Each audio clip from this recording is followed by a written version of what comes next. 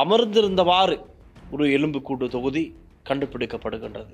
இந்த புகைப்படங்களுக்கு கீழே பெரும்பான்மை சமூகத்தவர்கள் எழுதுகிற கருத்துக்கள் சிரிப்பு தான். இவர்கள் சிரித்து வைத்து விடுகிறார்கள். சில காவாளிகள் இருக்கத்தான் செய்வார்கள். நாங்கள் 100 ஆப்பிள் பழம் வாங்கினோமேனால் 5 பழமாவது கெட்டிருக்கும். அப்போது அரசாங்கத்தோடு EPDP இணைந்திருந்தது. தமிழினத்தின் விரோதியும் துரோகியுமான டக்ளஸும் இணைந்திருந்தான். அந்த கொலைகளுக்கெல்லாம் பதில் கூற வேண்டியவர்கள் தமிழ் தரப்பும் இருக்கின்றது.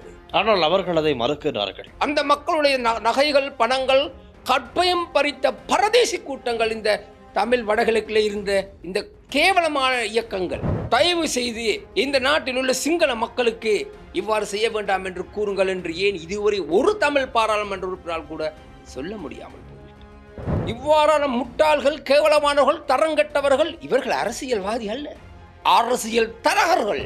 தமிழ் பேசும் அரசியல் கட்சிகளின் பேரவை ஜனாதிபதி அனுரகுமார திசாநாயக்க மற்றும் சஜித் பிரேமதாசவையும் சந்திப்பதற்கு முடிவு செய்திருப்பதாக நேற்றைய தினம் ஒரு அறிவிப்பு வெளியாகி இருக்கின்றது. தமிழ் தரகர் பேரவை வருமானத்தை எட்டுவது, அதிகாரத்தை பயன்படுத்துவது. தமிழ் பாராளுமன்ற உறுப்பினர்களால் எதுவும் நடக்கப் போவது கிடையாது. மன்னார் பகுதியிலே ரிஷாட் என்ன கூறுகின்றார்? நாங்கள் ஆட்சிக்கு வந்து விடுவோம், 2030 உங்களுக்கு செய்யும். என்னடா செய்யப்படும்?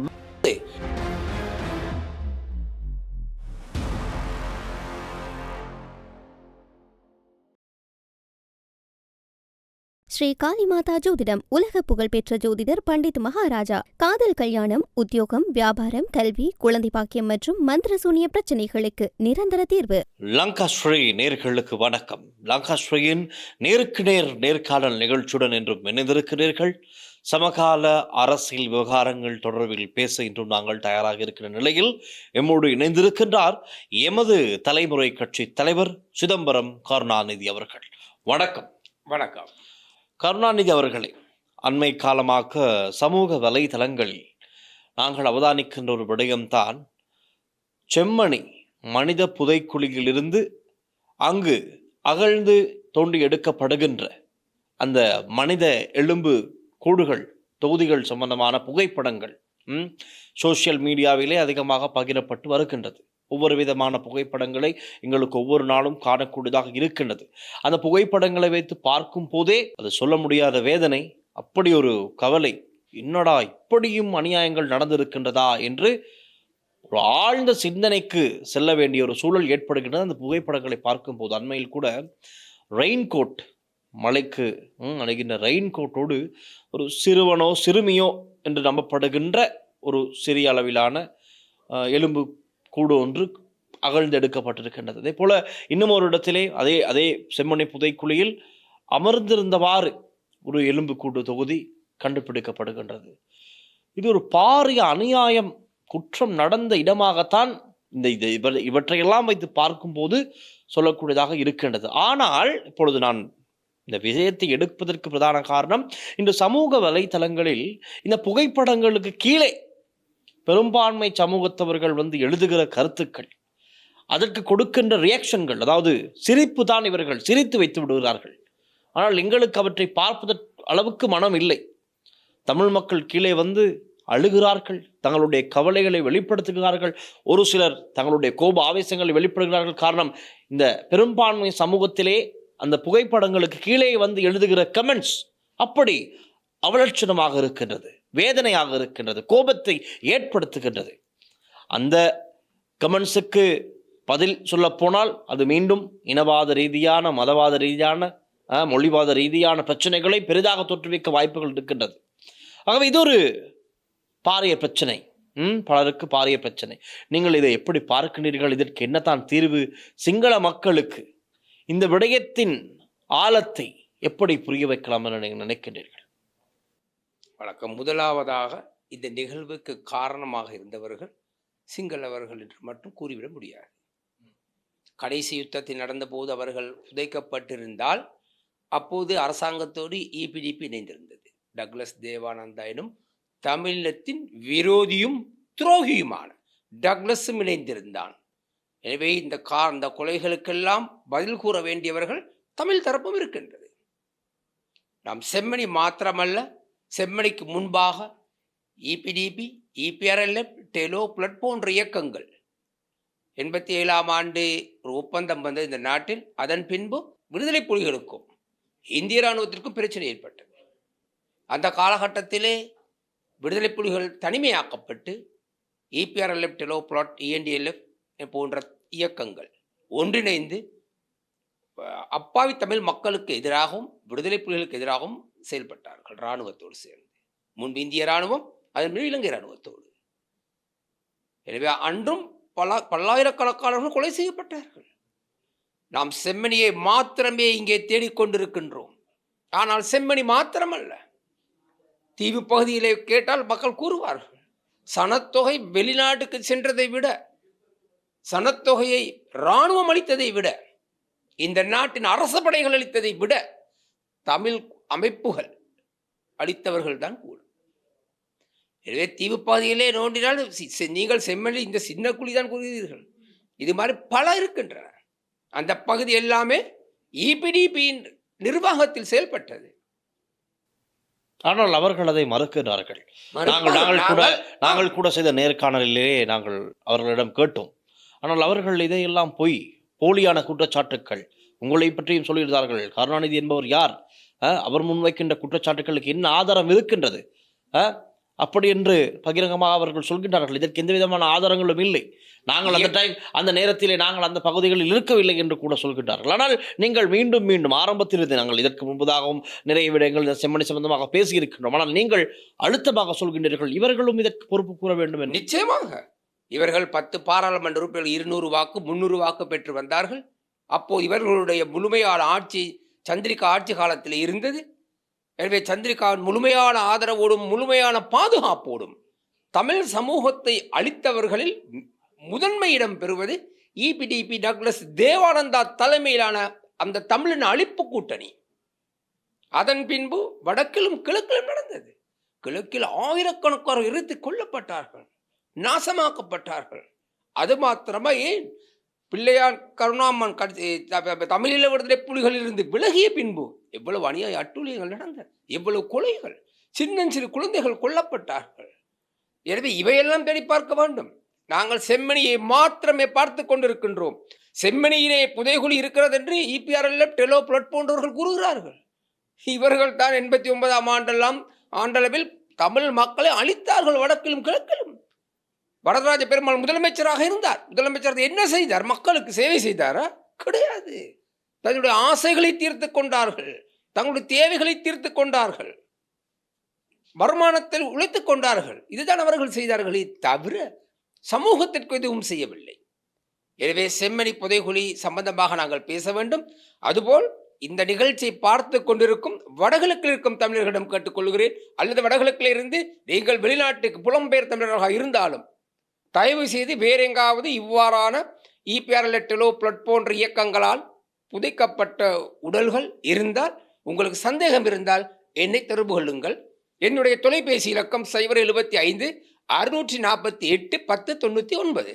அதுபோல் 076 648 1099 இலக்கத்துக்கு தொடர்பு கொண்டு என்னை தொடர்பு கொள்ளுங்கள். ஏதாவது உங்களுக்கு தெரியமாக இருந்தால் தயவு செய்து என்னிடம் அறிவியுங்கள். அதற்கு சரியான தக்க நடவடிக்கை நாங்கள் எடுப்போம். பல நியாயங்கள், 1 2 அல்ல. இவர்கள் மாத்திரம், இராணுவம் மாத்திரம் அல்ல, இராணுவத்தின் பெயரை வைத்துதான் இவர்கள் அளித்தார்கள். எனவே இராணுவத்தோடு EPRLF, டெலோ பிளாட் போன்றவர்கள் இருந்தார்கள். நீங்கள் ஏற்றுக்கொள்கிறீர்களா? மக்களை உங்களுக்கு தெரியும். வவுனியாவில் ஆரம்பித்தால் யாழ்ப்பாணம் வரை வீதியிலே விடுதலை புலிகள் இல்லாத அனைத்து பகுதியிலுமே இராணுவத்தோடு இணைந்து செயல்பட்டவர்கள் EPRLF, டெலோ பிளாட், ENDLF போன்ற இயக்கங்கள், EPDP. எனவே அந்த காலகட்டத்திலே பாதிக்கப்பட்டவர்களுக்கு தெரியும். கொள்ளையடிக்கப்பட்ட வீடுகள், என்னுடைய பல நண்பர்கள் வவுனியாவில் வீடுகள் கொள்ளையடிக்கப்பட்டது. அது அருகிலேயே EPDP காரியாலயம் இருக்கின்றது, பாதுகாப்பு அரண் இருந்தது. எனவே வேறு யாரும் அங்கே வந்து கொள்ளையடிக்க முடியாது. நிச்சயமாக இவர்கள் தான் அதற்கு சம்பந்தப்பட்டிருக்க வேண்டும். நகைகள் அனைத்தும் கொள்ளையடித்து செல்லப்பட்டன. எனவே தன்னுடைய சமூகம், தன்னுடைய மக்கள் தன்னுடைய மண்ணிலே வாழ சுதந்திரம் இல்லாமல் அந்த மக்களுடைய நகைகள், பணங்கள், கற்பயம் பறித்த பரதேசி கூட்டங்கள் இந்த தமிழ் வடகிழக்கில் இருந்த இந்த கேவலமான இயக்கங்கள் மக்களுக்கு பாதுகாப்பு கொடுத்தது. தைரியமாக ஒரு பெண் நடந்து செல்ல முடியுமாக இருந்தால் அது உண்மையாகவே LTT அவர்களுடைய பகுதியில் மாத்திரமே அது இருந்தது, வேறு எங்கும் இருக்கவில்லை. வேறு பெண்கள் தனியாக சென்றால் அவர்கள் தூக்கி செல்லப்படுவார்கள். ஆனால் அங்கே பாதுகாப்பு கொடுக்கப்பட்டது. இதுதான் இவர்கள் இந்த இரண்டு கூட்டங்களுக்கும், இந்த காவாலி கூட்டத்திற்கும் மக்களுக்காக சேவை செய்யும் கூட்டத்திற்கும் இயக்கத்திற்கும் இல்லை வேறுபாடு. இன்று நான் பார்த்த பத்திரிகைகள் நீங்கள் கூறியது போல் முகப்புத்தகங்களிலே பலர் தவறான கருத்துக்களை தெரிவிக்கிறார்கள். அதற்கு காரணம் பல இருக்கலாம். உண்மையாகவே அது எழுதுபவர்கள் அனைவருமே சிங்களவர்கள். எனவே அதிகமானவர்கள் புத்த மதத்தை பின்பற்றுபவர்கள். புத்தன் ஒருபோதும் அப்படி அவர்களுக்கு செய் என்று சொல்லவில்லை. நல்ல போதனைகளை கொடுத்திருக்கின்றார். சில காவாளிகள் இருக்கத்தான் செய்வார்கள். நாங்கள் 100 ஆப்பிள் பழம் வாங்கினோமேனால் ஒரு 5 பழமாவது கெட்டிருக்கும். அதுபோல் சில காவாளிகள் தான் அவ்வாறு எழுதுபவர்கள். இதை எழுதுவது எப்படி நிறுத்த வேண்டும் என்பதை நாங்கள் யோசிக்க வேண்டும். சண்டை பிடிக்க தேவையில்லை. எழுதும் அனைவருக்கும் அரசியல் கட்சி இருக்கின்றது. ஒன்றும் ஆளும் கட்சி அல்லது எதிர்கட்சியில் பல கட்சிகள் இருக்கின்றன. இதில் பாராளுமன்ற உறுப்பினர்கள் இருக்கின்றார்கள். எனவே இந்த தமிழ் பரதேசி பாராளுமன்ற உறுப்பினர்கள், தமிழ் கூட்டணிகள், தமிழ் கூட்டமைப்பு, இவர்கள் பாராளுமன்றத்திற்கு சென்று மிக அழகாக தெளிவாக கூறலாம். தயவு செய்து சிங்கள பாராளுமன்ற உறுப்பினர்களே, ஆளும் கட்சி அல்ல, சிங்கள பாராளுமன்ற உறுப்பினர்களே, இந்த நாட்டில் இவ்வாறான தவறுகள் நடக்கின்றன. ஒரு சமூகத்தை அசிங்கமாக பேசுகின்றார்கள். சமூகத்தை பேசினாலும் காரியமில்லை. அந்த கொலை செய்யப்பட்ட எலும்புக்கூடுகளை பார்த்து, உயிரோடு புதைக்கப்பட்ட எலும்புக்கூடுகளுக்கே அவலட்சணமான வார்த்தைகளை பிரயோகிக்கின்றார்கள். தயவு செய்து இந்த நாட்டில் உள்ள சிங்கள மக்களுக்கு இவ்வாறு செய்ய வேண்டாம் என்று கூறுங்கள் என்று ஏன் இதுவரை ஒரு தமிழ் பாராளுமன்ற உறுப்பினரால் கூட சொல்ல முடியாமல் போய்விட்டது. ஆனால் தமிழ் முஸ்லீம் இணைகிறோம் என்கிறார்கள். ஏன் முஸ்லீம்களுக்கு சொல்லலாம்? நீங்கள் தேர்தலுக்காகலாம் ஒன்றிணையும் முஸ்லீம் ரவுஃப் ஹக்கீம், ரிஷாட் பதியுதீன் போன்ற முஸ்லீம் மக்களையும் தமிழ் மக்களையும் ஏமாற்றுபவர்கள் ஏன் இவ்வாறாக உங்களுக்கு பேச முடியவில்லை? எனவே நீங்கள் தமிழ் பாராளுமன்ற உறுப்பினர்கள், தமிழ் மொழி பேசும் பாராளுமன்ற உறுப்பினர்கள் இந்த பாராளுமன்றத்தில் இருப்பதற்கும் மக்களுக்கு சேவையாற்றுவதற்கும் தகுதி அற்றவர்கள் என்று நிரூபிக்கப்படுகின்றது. நான் வெளியிலிருந்து பேசுகிறேன், ஏன் உங்களுக்கு பேச முடியாது? எனவே மக்கள் சிந்தியுங்கள். இவ்வாறான முட்டாள்கள், கேவலமானவர்கள், தரங்கட்டவர்கள் இவர்கள் அரசியல்வாதி அல்ல, அரசியல் தரகர்கள், வியாபாரம் செய்கிறவர்கள் அரசியலிலே. எனவே இப்போது போலியாக மக்களை ஏமாற்றும் ஒரு கூட்டமாகவே நான் இந்த தமிழ் கூட்டணியை பார்க்கின்றேன். இது ஒரு பிழையான கருத்து. யாராக இருந்தாலும் எவராக இருந்தாலும் இறந்தவருக்கு மரியாதை கொடுக்கப்படல் வேண்டும். ஆனால் எலும்புக்கூடு, கொலை செய்யப்பட்ட எலும்புக்கூடு, உயிரோடு புதைக்கப்பட்ட எலும்புக்கூடு, இதை அவலட்சணமாக பேசுபவர்கள் நல்லவராகவும் இருக்க முடியாது, நல்ல தாய் தகப்பனுக்கு பிறந்தவனாகவும் இருக்க முடியாது. මරණය කියන්නේ ඕන කෙනෙකුට එනවා. ඒ සමහරු මන් දැක්කා සෙම්මණියගේ තියෙන ඔය පින්තූර ටික දැකලා අනවශ්‍ය දේවල් ලියනවා යටින්. කමන්නේ ලියන්න පුතාලා ඔයලා. ප්‍රශ්නයක් නැහැ. හොඳ අම්මා අප්පකට ඉපදිච්ච කෙනෙක්, හොඳ තාත්තා කෙනෙකුට, හොඳ මවෙකුට ඉපදිච්ච කෙනෙක්, පුතෙක් ඒ වගේ නම් ලියන්නේ. එහෙනම් ඒ පුතා කවුද? දැනගත්තා නම් හරි පුතේ. එහෙම ලියන්න එපා. ඔයාලා දෙන් ලියන කට්ටිය මම දන්නේ මොන පක්ෂයේද කියලා. මෙතන දේශපාලනයක් නෙවෙයිනේ. මෙතන තියෙන්නේ කෙලින්ම ජාතිවාදයක්. ජාතිවාදේ වපුරුන පිරිසක් කරන පහත් වැඩ මේක. ඒ නිසා මේ ඔයාලා දැක්ක ඊයේ පෙරේදා මම 1989 මේ රටේ හිටපු ජනාධිපති, දැන් ඔර කෑගානේ පාර්ලිමේන්තුවේ ප්‍රේමදාස සජිත් කියන අන්න එයාගේ තාත්තා. යා තමයි ඔය තමුන්නාන්සලාගේ ඔය සිංහල සහෝදරයෝ 70,000කට වැඩිය මැරුවා යකෝ. මරලා පාරි පුච්චලා දාලා තිබ්බා. මෙන්න මෙහෙම කකුල් අත් දෙක මෙහෙම නැමිලා දෙකට තුන නැමිලා තිබ්බා. මම ඇහෙන් දැක්කපදේ. එතකොට අපි ඒවට යටින් ලිව්වේ නැහැ අනේ මේ මිනිස්සු මරපේක හොඳයි කියලා ලිව්වේ නැහැ. අපිට 83 77 83 1956 මේ රටේ ඉන්න සිංහල පිරිසක් ඔක්කොම නෙවෙයි කාලකන්ණි පිරිසක් දෙමළ ජනතාවට පහර දුන්නා. ගිනි තිබ්බා. මංකොල්ල කෑවා. කොන්ද පණ නැති හම්ම කරන්න බැරි කාලකන්ණියෝ අපේ දේපල සූර කෑවා. නමුත් අපි කිසි දෙයක් එම ලිව්වේ නැහැ මිනිසුන්ට. ඇයි? අපි දන්නවා මේ මිනිස්සු මිනිස්සුයෝ. ඒ මනුස්සකම තියෙන මිනිස්සු අපි. ඔය ලියනේ වුණා හොඳ අම්මා අප්පට ඉපදිච්ච වුණා නෑ. අවජාතකයෝ. කරුණාකර ලොක ලියන්න එපා. අපිට පුළුවන් ලියන්න. අපිට ඊට ලස්සනට ලියන්න පුළුවන්. අපිට කතා කරන්න පුළුවන්. ඔයාලට වැඩි හොඳ ලස්සනට කතා කරන්න පුළුවන්. නමුත් මට ඔය තරම් ලස්සනට සිංහල කතා කරන්න පුළුවන්. මට මේ රටේ තියෙන ජාතික භාෂාව දමිළ සහ සිංහල. මේ දෙකම අපිට හොඳටම කතා කරන්න පුළුවන්. නමුත් තමුන්නාන්සලාට නම් ඒක බෑ මම හිතන්නේ. ඒ නිසා ඔයාලට වැඩිය අපි දක්ෂයි මල්ලி. சிங்கள மக்களுக்கும் ஒரு கருத்தை சொல்லியிருக்கின்றீர்கள். நிச்சயமாக அனைவரும் தெரிந்து கொள்ள வேண்டும். தமிழ் போலி பாராளுமன்ற உறுப்பினர்களும் போலியாக முன்னாள் அமைச்சர்களாக இருந்த ரவுஃப் ஹக்கீம், ரிஷாட் பதியுதீன், மனோ கணேசன், திகாம்பரம், ராதாகிருஷ்ணன், தொண்டமான், ஜீவன் போன்றோர் கோழைகளாக இந்த நாட்டிலே பாதுகாப்பு அதிகாரிகள் மத்தியிலே பேசக்கூடியவர்கள். நாங்கள் எங்கும் எப்போதும் எதிலும் தைரியமாக பேசக்கூடியவர்கள். எனவே மக்களே சிந்தியுங்கள். முதுகெலும்பற்ற கோழைகளோடு உங்களுடைய எதிர்காலத்தை கொண்டு போகின்றீர்களா என்பதை முடிவெடுங்கள். நீங்கள் கோழைகளாக இருந்தால் இவர்களை மீண்டும் தேர்ந்தெடுங்கள். நல்ல தலைமைத்துவம், தைரியமும், எதிர்காலமும் உங்களுக்கு வர வேண்டுமாக இருந்தால் உங்கள் முடிவு. உங்களுடைய இந்த கருத்தில் தெரிகிறது அந்த ஆவேசம். அதோடு நாங்கள் இன்னும் ஒரு விடயம் நீங்கள் இப்பொழுது சொன்னீர்கள். தமிழ் பேசும் எதிர்க்கட்சியில் இருக்கின்ற பாராளுமன்ற உறுப்பினர்கள் அவர்கள் சம்பந்தமாக குறிப்பிட்டிருந்தீர்கள். அவர்கள் எல்லாரும் இணைந்து அண்மையிலே ஒரு கூட்டு தமிழ் பேசும் கட்சிகளின் ஒரு பொது மேடை ஆரம்பித்திருந்தார்கள், ஒரு கூட்டணியாக. அந்த கூட்டணியின் பெயர் மாற்றம் பெற்றிருக்கின்றது தமிழ் பேசும் அரசியல் கட்சிகளின் பேரவை.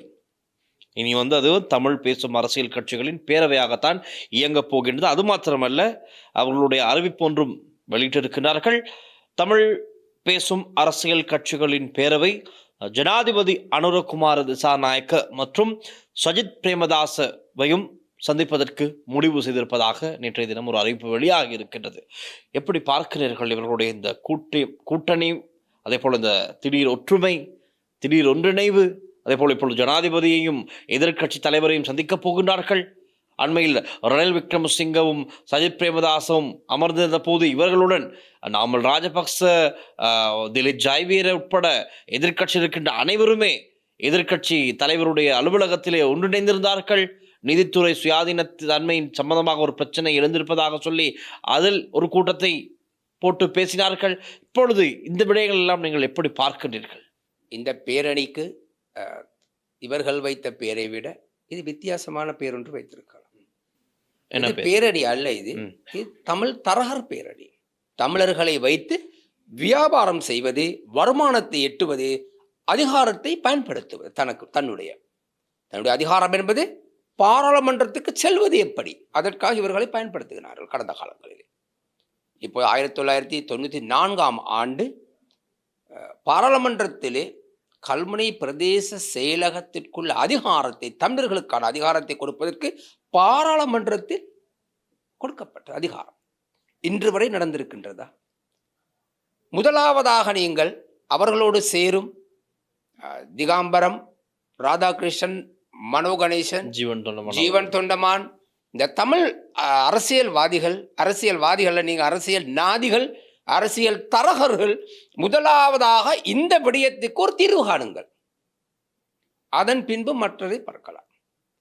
தேர்தலுக்காக மாகாண சபை வரும் என்ற ஒரு எதிர்பார்ப்பில் அனைவரும் ஒன்றிணைந்து கேட்கலாம் என்று எதிர்பார்க்கின்றார்கள்.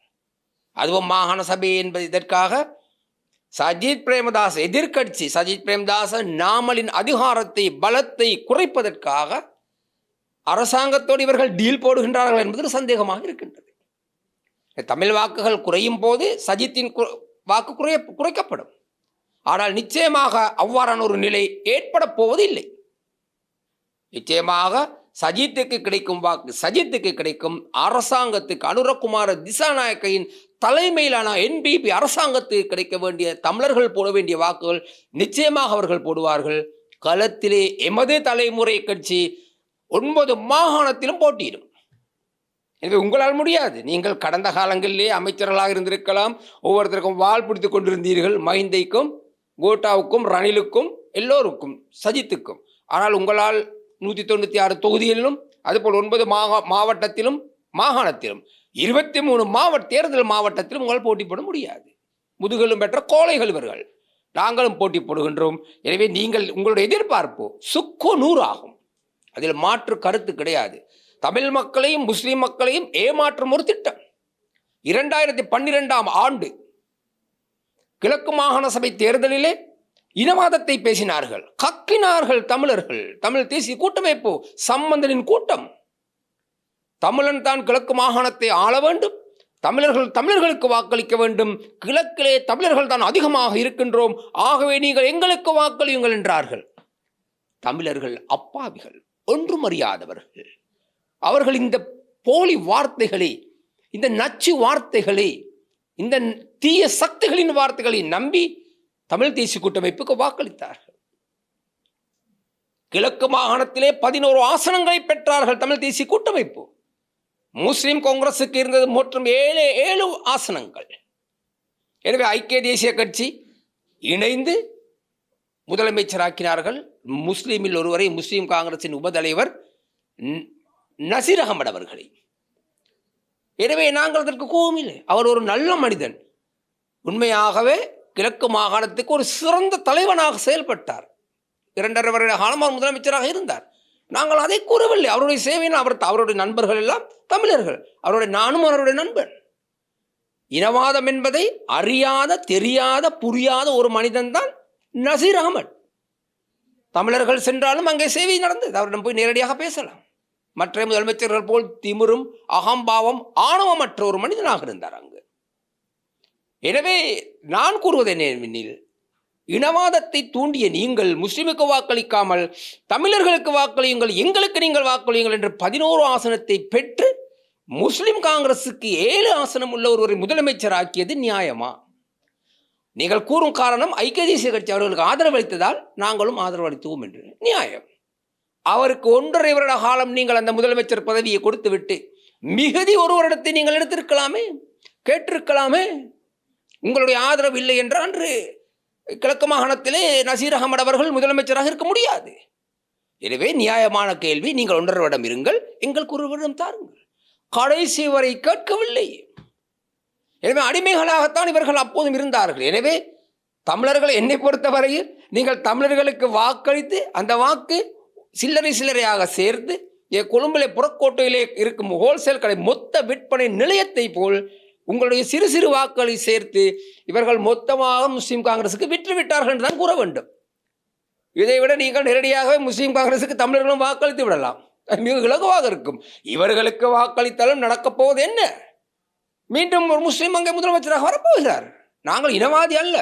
இனவாதத்தை உண்டு பண்ணி, இனவாதத்தை அதிகரித்து, மக்கள் மத்தியிலே வெறுப்பை ஏற்படுத்தி, பிரிவை ஏற்படுத்தி, மக்களை பிரித்து நீங்கள் துண்டாடி நீங்கள் வியாபாரம் செய்யக்கூடாது. உங்களுக்கு வருமானம் வரக்கூடாது. தமிழ் மக்களுடைய வாக்குகளை வைத்து நீங்கள் கொள்ளையடிக்கக்கூடாது என்பதற்காகத்தான் நான் கூறுகின்றேன். தவிர முஸ்லீம் தமிழ் பிரச்சனை நான் பேசவில்லை. உங்கள் அனைவரையும் விட சிறந்த நண்பர்கள் முஸ்லீம்கள் என்னுடையது. நசீர் அகமதும் நானும் சுமார் 2000 வருடத்திலிருந்து நண்பர்கள். இப்போது 2027 வருடமாக 26 வருடம் நாங்கள் சிறந்த நண்பர்கள். நான் நினைக்கிறேன் தமிழ் பாராளுமன்ற உறுப்பினர் எவருக்கும் நசீர் அகமதோடு இவ்வளவு சிறந்த ஒரு தோழமை, ஐக்கியம் இருக்கவில்லை. நாங்கள் வியாபார ரீதியிலே நண்பராக இருந்தோம் கொழும்பில். எனவே மக்கள் நன்றாக சிந்தியுங்கள். இந்த போலி தமிழ் அரசியல்வாதிகளிடமிருந்து உங்களை காப்பாற்றிக் கொள்ளுங்கள். தமிழ் முஸ்லீம் பிரிவுகள் பேசினார்கள் என்று அடித்து விரட்ட வேண்டும் இவர்களை. இதெல்லாம் நீங்கள் பேசும் தமிழ் முஸ்லீம் ஐக்கியத்தை பேசும் வடகிழக்கு தமிழர்களே, கிழக்கு மாகாணத்தில் காத்தான்குடியிலே பிறந்து வளர்ந்து பாராளுமன்ற உறுப்பினராக இஸ்புல்லா ஓட்டமாவடியிலே உள்ள காளி கோவிலை உடைத்து நான் மார்க்கெட் கட்டினேன் என்று கூறினார். இதற்கு நீங்கள் இந்த கூட்டணி, தமிழ் முஸ்லிம் கூட்டணி என்ன பதில் சொல்லப் போகின்றது? அவருடைய தலைவர் ரவுஃப் ஹக்கீம் அங்கே இருக்கின்றார். எனவே இதற்கு ஒரு முடிவு சொல்லுங்கள். நீங்கள் முதலாவதாக அந்த இடத்தை மீண்டும் நீங்கள் அந்த கடைகளை ஒதுக்கப்பட்டு அங்கே கோயில் கட்டப்படல் வேண்டும். நிச்சயமாக எங்களுடைய பூமியது, எங்களுடைய கடவுள். ஒருபோதும் நபிகள் நாயகம் ஸல்லல்லாஹு அலைஹி வஸல்லம் அவர்கள் ஒருபோதும் ஒரு சமூகத்தை அழிக்க சொல்லவில்லை. ஒரு வணங்கும் ஸ்தானத்தை இல்லாமல் நோக்க சொல்லவில்லை. அவர் உங்கள் சமயம், நீங்கள் உங்கள் சமயத்தை பின்பற்றுங்கள். எனவே இவ்வாறான போலிகளை வைத்துக்கொண்டு இந்த தமிழ் சமூகமும் முஸ்லிம் சமூகமும் இணைந்து வாழப்போகுது என்றால் அதை ஏற்றுக்கொள்ள முடியாது. நிச்சயமாக ஓட்டமாவடியிலே அந்த மார்க்கெட் கட்டப்பட்ட இடத்திலே ஒதுக்கப்பட வேண்டும். கோயிலுக்கான நிலம் மீண்டும் பெற்று அங்கே காளி கோயில் கட்டப்படல் வேண்டும். இதில் எவ்விதமான மாற்று கருத்தும் இல்லை. இது சம்பந்தமாக நாங்கள் நிச்சயமாக நடவடிக்கை எடுப்போம். அடுத்ததாக கருப்பு ஜூலை இந்த கலவரம் இடம்பெற்று கடந்த 23ஆம் தேதியுடன் 43 வருடங்கள் நிறைவடைந்திருக்கின்றது. அன்றைய தினம் பாராளுமன்றத்திலும் அமைச்சர் பிமல் ரத்நாயக்க உட்பட அரசு தரப்பில் ஒரு சிலரும் எதிர்த்தரப்பில் ஒரு சிலரும் இந்த கருப்பு ஜூலை சம்பந்தமாக பேசியிருந்தார்கள். நீங்கள் என்ன நினைக்கிறீர்கள் இந்த கருப்பு ஜூலை சம்பந்தமாக உங்களுடைய கருத்து? கருப்பு ஜூலை என்பது ஒரு புதிதாக வந்ததும் அல்ல, சித்தரிக்கப்பட்ட வரலாறும் அல்ல. அவைகள் ஐக்கிய தேசிய கட்சியால் தமிழர்கள் வாக்களித்து வெற்றி பெற்ற கட்சியால் ரணில் விக்ரமசிங்கையின் பாட்டனார் ஜே.ஆர். ஜெயவர்தன் அவர்களாலும் எதிர்க்கட்சி தலைவராக கூக்குரலிட்டு கொண்டிருக்கும் சஜித் பிரேமதாசா குள்ளநரியின் தகப்பன் ரணசிங்க பிரேமதாசாவாலும் தான் தமிழர்கள் அழிக்கப்பட்டார்கள், ஒழிக்கப்பட்டார்கள், காணாமலாக்கப்பட்டார்கள். எனவே குட்டிமணி ஜெகன் போன்றோர் நீதிமன்றத்தில் மிக தெளிவாக தெரிவித்திருந்தார்கள், நாங்கள் சிறை சென்றாலும் எங்களை தூக்குமிடையிலே இட்டாலும் எங்களுடைய இந்த 2 கண்ணும் வடகிழக்கில் உள்ள ஒரு தமிழனுக்கு கொடுக்கப்பட்டு அந்த சுதந்திரத்தை அவர்கள் பார்க்க வேண்டும் என்றார்கள். அதை பார்த்து கேட்டுக்கொண்டிருந்த அரசாங்கத்தால் திட்டமிடப்பட்டு அன்று விமான கடத்தில் இருந்த திருடன் ஒருத்தன் சேபாலா என்றவன் ஏகநாயக, அவன் மூலமாக அவனை தலைமை தாங்க வைத்து அங்கு இரும்பு கம்பிகளால் அவர்களுடைய கண்களை நோண்டி எடுத்தார்கள். எனவே இவ்வாறு சித்திரவதை செய்தவர்களுக்குத்தான் தமிழர்கள் தொடர்ச்சியாக நாமும் வாக்களித்து கொண்டு இருக்கின்றோம். வேறு ஆள் கிடைக்கவில்லை, அது மக்களுடைய பிழையும் இல்லை. ஆனால் ஒரு சமூகத்தை அளித்த, ஒரு சமூகத்தை நாசமாக்கி இந்த கூட்டத்திடமிருந்து நாம் காப்பாற்றப்படல் வேண்டும். தொடர்ச்சியாக இந்த திருட்டு கும்பலுக்கு பின்னால் நாங்கள் செல்ல முடியாது. எனவே இந்த சமூகம், தமிழ் சமூகம் காப்பாற்றப்படல் வேண்டும். எதிர்காலத்திலே நாம் இந்த நாட்டில் சுதந்திரமாக வாழ வேண்டும். இந்த நாட்டில் அரச கர்ம மொழியாக தமிழும் சிங்களமும் இருக்கின்றது. எனவே இந்த அரசாங்கத்தால் கொடுக்கப்பட்ட அதிகாரங்கள் சரியாக செயல்படுகிறதா என்பதை நாங்கள் பார்க்க வேண்டும். அப்படி இல்லாவிட்டால் தயவு செய்து எங்காவது பிரச்சனைகள் இருப்பின் எங்களோடு தொடர்பு கொள்ளுங்கள். நான் ஏற்கனவே தொலைபேசி இலக்கம் உங்களுக்கு கொடுத்திருக்கின்றோம். எனவே மக்கள் அழிவுக்கு காரணமாக இருந்தவர்களுக்கு எதிராக நான் பேசும்போது, ஒரு தமிழனாக குரல் கொடுக்கும் போது தமிழ் பாராளுமன்ற உறுப்பினர்கள் எவரும் இதுவரை பேசவில்லை, பேச மாட்டார்கள். காரணம், அடிமைகள், தமிழ் அடிமைகள் இவர்கள். எனவே வடகிழக்கில் இவர்களை வைத்து நன்மை நடக்கும் என்று மலையகமோ வடக்கோ கிழக்கோ இலங்கையில் எப்பகுதியிலும் இந்த தமிழ் பாராளுமன்ற உறுப்பினர்களால் எதுவும் நடக்கப் போவது கிடையாது. பல அநியாயங்கள் இங்கு மாத்திரமல்ல, முஸ்லிம்களுக்கும் தமிழர்களுக்கு மாத்திரமல்ல, முஸ்லிம்களுக்கு பல பிரச்சனை இருக்கின்றன. எனவே எவ்விதமான பிரச்சனையும் பேசுவதற்கு ரிஷாட் அமைதியாக இருக்கின்றார். மன்னார் பகுதியிலே ரிஷாட் என்ன கூறுகின்றார்? நாங்கள் ஆட்சிக்கு வந்து விடுவோம், 2030 உங்களுக்கு செய்கிறோம். என்னடா செய்யப்படும் லூசு? கடந்த காலங்களிலே மஹிந்தையோடு இணைந்து பெசிலின் இடது கையும் வலது கையுமாக இருந்த இந்த ரிஷாட் பழம்பெரும் அவர் அமைச்சை வைத்து கோடான கோடி நிதி ஒதுக்கப்பட்ட போது கூட மக்களுக்கு செய்யாத சேவையை பல இடங்களில் மன்னார் பகுதியிலே போன்றுகின்றால் முஸ்லிம் பிரதேச பகுதிகளிலே மலசல கூடம் கூட மக்களுக்கு இல்லை. இவர்கள் வீட்டிலே 4-5 மலசல கூடம் இருக்கின்றது. எனவே அவர்கள் உங்களுடைய சொந்த காசில் கட்ட சொல்லவில்லை, அரசாங்கத்தால் ஒதுக்கப்பட்ட நிதியால் புனர்வாழ்வு அமைச்சு கொடுக்கப்பட்டது. அப்போது இங்கே அவைகள் ஏன் கட்டி கொடுக்கவில்லை? நீங்கள் தாமதத்தின் பின்னணி என்ன? எனவே உங்களை நம்பி அந்த மக்கள் மீண்டும் வாக்களித்தார்களே, ஆனால் மன்னார் மக்களுக்கு அரோகரா தான். தயவு செய்து வாக்களித்து விடாதீர்கள் இவர்களுக்கு. அதே போல் தான் ரவுஃப் ஹக்கீம் அமைச்சர், எத்தனை வருட கால அமைச்சர், இவர் என்ன செய்திருக்கின்றார்? இப்போது என்ன குரல்? எங்களுடைய அரசாங்கம் வந்துவிடும் 30, நீ ஒரு ஆணையும் பிடுங்க வேண்டாம், இவர்களை விரட்டி அடியுங்கள் என்று தமிழர்கள் பிரதேசங்களில் காணி பிரச்சனை இருக்கின்றது. கடந்த ஆட்சி வரும்போது, இதற்கு முன்பாக ஆட்சி வரும்போது சாணாக்கியன் மட்டக்களப்பு மேடைகளில் பல மேடைகளை பேசினது என்ன? நான் வந்தால் காணி பிரச்சனையை தீர்த்து வைப்பேன் மக்களுக்கு. 5 வருடம் முடிந்து விட்டது, எதுவும் நடக்கவில்லை. மீண்டும் 5வது வருடம் வருகின்றது, இப்போது 2 வருடம் முடிகின்றது.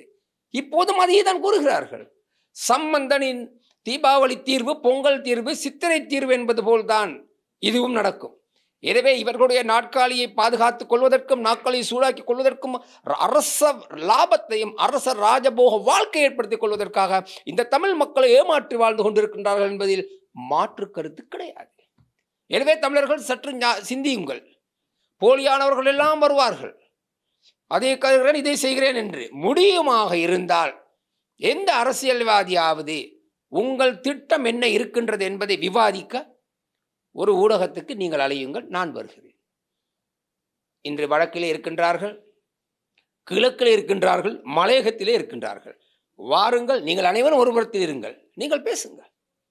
நான் தனியாக ஒரு புறத்தில் இருக்கின்றேன்.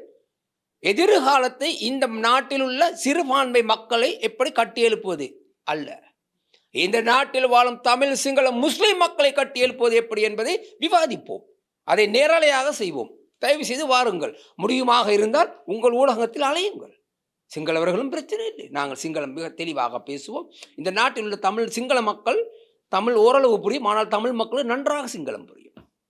எனவே தமிழ் பாராளுமன்ற உறுப்பினர் குறிப்பிட்ட ஒரு சிலர், சிங்கள பாராளுமன்ற உறுப்பினர்கள் மலையங்கள், 2 கட்சிகளிலும் உள்ளவர்களை பொதுவாக நானும் வருகிறேன். நாட்டை எப்படி கட்டியெழுப்புவது என்பதை ஒவ்வொருவரும் கருத்து தெரிவிக்க வேண்டும். அப்போது பார்த்து கொண்டிருக்கும் மக்களுக்கு தெரியும் யாரால் எது எப்போது எப்படி செய்ய முடியும் என்பதை மக்கள் ஏற்றுக்கொள்வார்கள். அதற்கு ஒரு சந்தர்ப்பத்தை லங்காசிரி போன்ற நேர்மையான ஊடகங்கள் ஏற்படுத்தி தர வேண்டும் என்று கேட்டுக்கொள்கின்றேன். நிச்சயமாக எதிர்வரும் நாட்களில் நாங்கள் அதற்கான ஏற்பாடுகளையும் செய்வதற்கு எங்களாலான முயற்சிகளை செய்வோம்.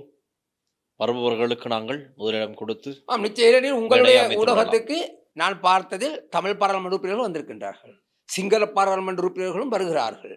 எனவே அவர்கள் அனைவரையும் அலையுங்கள். ஒரு மேசையை வைத்து நாங்கள் அழகாக அமர்ந்து நாங்கள் பேசுவோம். சண்டை பிடிப்பது அல்ல, விவாத மேடை அல்ல, நாட்டின் எதிர்காலம் கொள்கை. ஒவ்வொருவரும் கூற வேண்டும் தங்களுடைய கொள்கை. ஒரு 3 நிமிடம் அல்லது 4 நிமிடம் கொடுங்கள். அப்போது பார்த்து கொண்டு மக்களுக்கு தெரியும் நாட்டை முன்னேற்றும் கொள்கையாவது குறிக்கோளாவது இவர்களிடம் இருக்கின்றதா என்று பார்க்கலாம். மிக விரைவில் அப்படி ஒரு அதிரடியான விவாத மேடை ஒன்றை நீங்கள் பார்க்க போகின்றீர்கள். அதற்கான ஆயத்தங்களை, ஏற்பாடுகளை நாங்கள் செய்வதற்கு தயாராக இருக்கின்றோம். நேரலையாக நிச்சயமாக அதையும் நாங்கள் சொல்லிக்கொண்டு நன்றி திரு கருணாநிதி அவர்களே, இன்றைய தினம் எங்களோடு இணைந்து இந்த விடயங்களை முழு பகிர்ந்து கொண்டமைக்கு நன்றி, வணக்கம். தொடர்ந்தும் லங்காஸ்ரீயுடன் இணைந்திருங்கள். மற்றும் ஒரு நேருக்கு நேர் நிகழ்ச்சியினூடாக இணைந்திருக்கலாம். ஒளிப்பதிவாளர் விஜயகுமாருடன் நான் டில்ஷன் வின்சென்ட். நன்றி, வணக்கம். ஸ்ரீ காளிமாதா ஜோதிடம் உலக புகழ்பெற்ற ஜோதிடர் பண்டித் மகாராஜா. காதல், கல்யாணம், உத்தியோகம், வியாபாரம், கல்வி, குழந்தை பாக்கியம் மற்றும் மந்திர சூனிய பிரச்சனைகளுக்கு நிரந்தர தீர்வு.